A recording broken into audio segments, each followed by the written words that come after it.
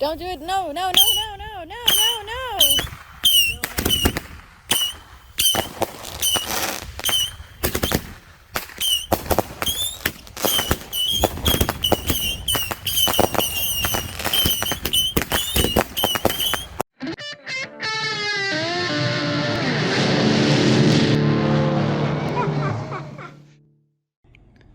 Alright everyone, quick Cutlass update. Topo Chico in hand, New Year's Day 2022.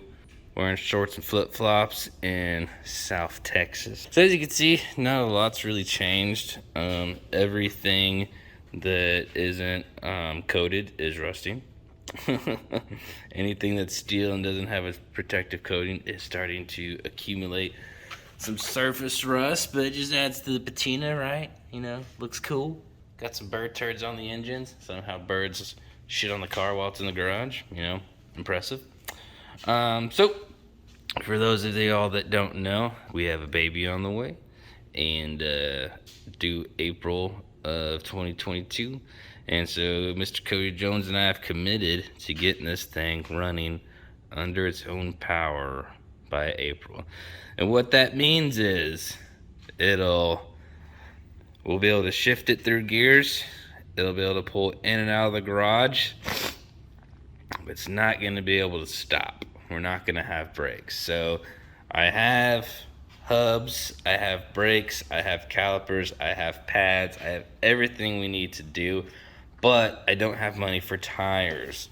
And you can see we got wheels up there, but I don't have money for tires. So if we install the brakes, we can't fit the tires on the car, so that's a problem. So it's gonna be these same tires back here, and I think those are US wheel. All right, so since the last update video, the only thing that I have really done is we got rid of the E-Bach springs. We went with a set of these. Let's see if you can get in there. We went with a set of Detroit Speed springs, and it slammed the front of the car. Absolutely awesome. I think the only other addition, really mechanically, was the UMI sway bar up front. That thing was a pain in the butt to install. And actually, I think I lied. I don't think y'all have seen how we set up the manual steering box. So there's a lot of people that say to go get, I forget what year it is, Jeep Grand Cherokee intermediate shaft, but it just seemed easier for me to get this. I think this is a 3/4 inch, like I forget the spline count, into a 3/4 inch double D, and then this is a double D into a, I forget the spline count on that one off the top of my head. Works great. I mean, we actually haven't driven the car, but for just getting it around the garage, it moves great. I like it. We did wrap the exhaust, and I think that came out really, really nice, because I don't remember if you noticed on the last video, we were melting wires. Did get some new wires, and then tried my best to pretty them up. It's just, these are just off-the-shelf wires, so they are pretty long. Maybe one day I'll make my own so they have a nice, good fit. But yeah, wrap the exhaust. We did start it not long after doing the exhaust strap and the little tie downs for the plug wires. No issues. Did notice a small leak coming out of here. Yeah, those just always leak. I'll have to get a better gasket or RTV the crap out of it. Like I said, anything that doesn't have a protective coating on it starting to accumulate some surface rust. Not a big deal. All of that'll kind of go away once the car's driving. Let's see, get a shot of underneath the car. We got there's a 700 R4 that was built by Winter Circle in Seguin, Texas. And then we just got this big giant 700 R4 G-body cross member by Summit. And y'all have seen that bad boy down there. Performance gear and axle, fabricated 9-inch. That's a really good shot of my motorcycle. Kayak looks pretty good too. Urban kayaking, it's a new sport, it's taking over. Just a good angle. All right, so we gotta get all that installed. Got a 5.3 for a different project. Her shifter, hubs, fuel sending unit, some fittings. The gas tank's on the way. We're gonna run AN lines all the way from the front to back, or back to front, however you want to say it. That should be pretty cool. I was looking around here the other day. Besides this, and this, these are my coils. These are gonna be amazing. These are for the rear. I just have a set of drop shocks for the front. Can't install those because this bad boy right here is for the 7.5 rear end. We're running a 9-inch, and it just doesn't have the same geometry. So I'm thinking about cutting this one up and fabbing it back together myself, or maybe having a local speed shop just mount those directly to the just fabricate a bracket directly onto the rear end. We got a shock tower brace by UMI just to give us a little more rigidity in the rear. And then honestly, like a lot of this stuff, like I don't know what it goes to. Like what is that box? I found this box of AN wires or AN hoses, and I thought they might be transmission lines. I got excited because I didn't have to buy transmission lines, but they're only like 2 feet long. I have no idea what they go to, and I guess I lost them. Or they're up here.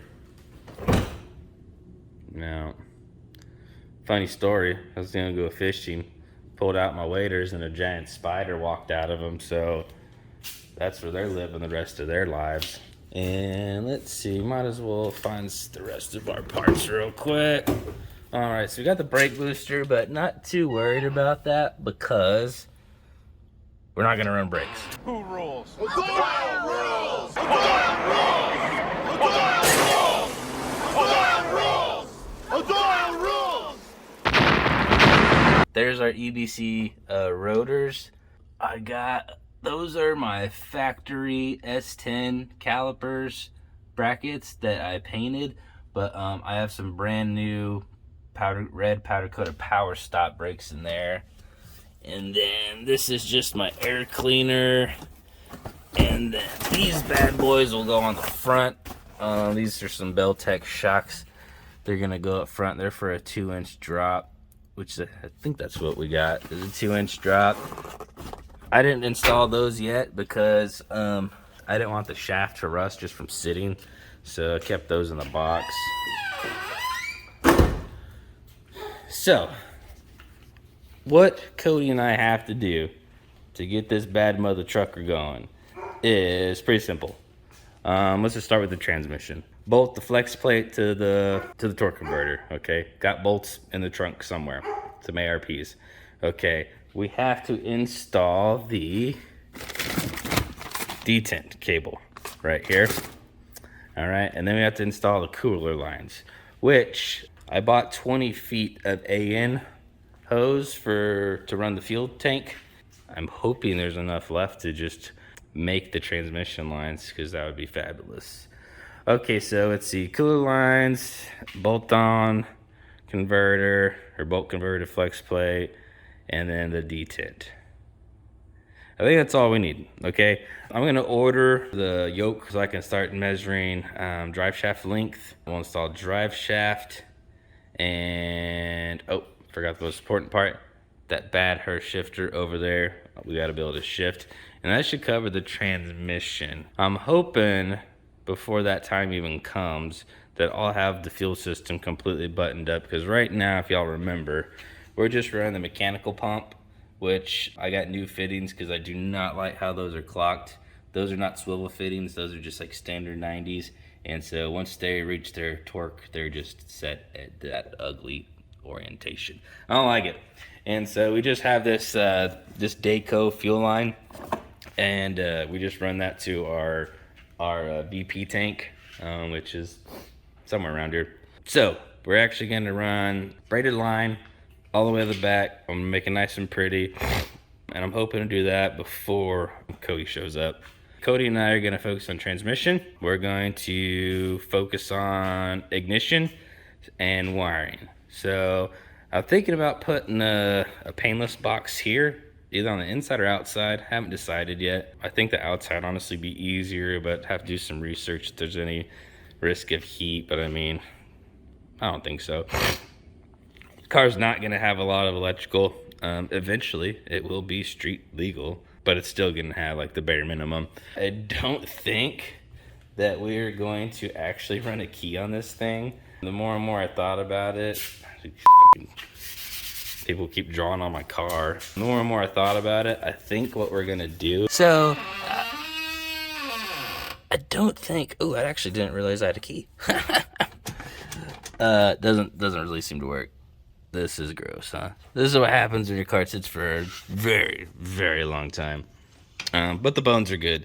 So, I think what I'm going to end up doing is running a couple kill switches, especially before the dashes. And I think I'm just literally going to dangle some gauges in there to get a spike. Because like I said, we're trying to get this thing running under its own power before April or by April. So, mechanically, everything's going to be done right.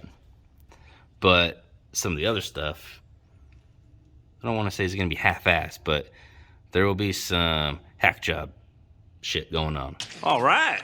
I'll hold your hand. For sure. So I think what we're going to do is just run a start and stop button and a couple kill switches so that your average thief doesn't steal the car. Here's a good shot of that wheel. And again, you can see that front of that axle doesn't have any coating on it. We are running some Firehawks here. These are 275. Oh, I forget the size. 275 40 17s. And as you can see, they're a little tucked. I think I'm gonna get bare brakes, make some really nice spacers. Something I'm gonna put like an 1/8 to a 1/4 inch spacer in there. Because I am worried that these wheels, I'm gonna put 255s on the front, same tire but 255. I'm worried that they're not gonna be symmetrical. As you can see, the back's tucked a little bit, so I'm worried if I put that same wheel tire combo up front, might have some issues. I also thought about returning those and getting a smaller wheel, because these are 9 inches wide, and they do make the same wheel in an 8. So I'm still contemplating that. I really don't need to worry about wheels and tires until I'm ready for brakes. And so I think we're gonna eventually get all the brakes installed. This will probably be after the April time period. We'll get all the brakes installed. Brakes are already installed in the rear. We got the calipers, we got disc in the rear, so we got everything installed. Some cool little brackets from Performance Gear. So do the same thing on the front, and then I think I'm just gonna trailer the car.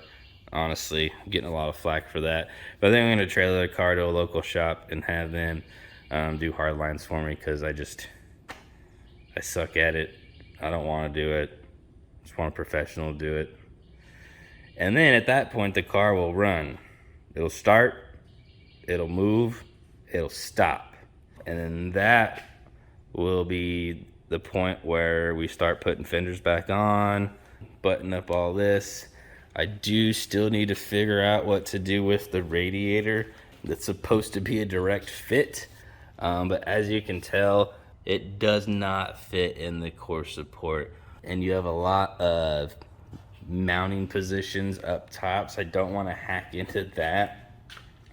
So I am thinking about chopping and then going down just a hair, and at that point this bad boy should fit nice and snug in the core support. And then I need to also make sure I get plenty of insulating material in there, so that thing's not just aluminum bouncing off steel where there's a hole in my nice Griffin radiator. That pissed me off. But yeah, got to get some longer bolts for the manual box. This is a quick ratio Saginaw by Borgeson. But those bolts are just what I had lying around the garage. They work, but I wouldn't drive the car like that. Yeah, I think that's really it for the update. I'm sure I missed some stuff, but it's probably some minor stuff. Garage is a little mess right now. Got a lot of projects going on. Haven't done any videos on the bike. 2020 Street Bob, D&D exhaust, Solomon seat, Arlen S intake, some other cool stuff. 5.3 for another project. That one's gonna be pretty fun. That one will not take 10 years like this did. That'll probably be, I don't know, less than 6 month project, I hope. All right, that's all I got.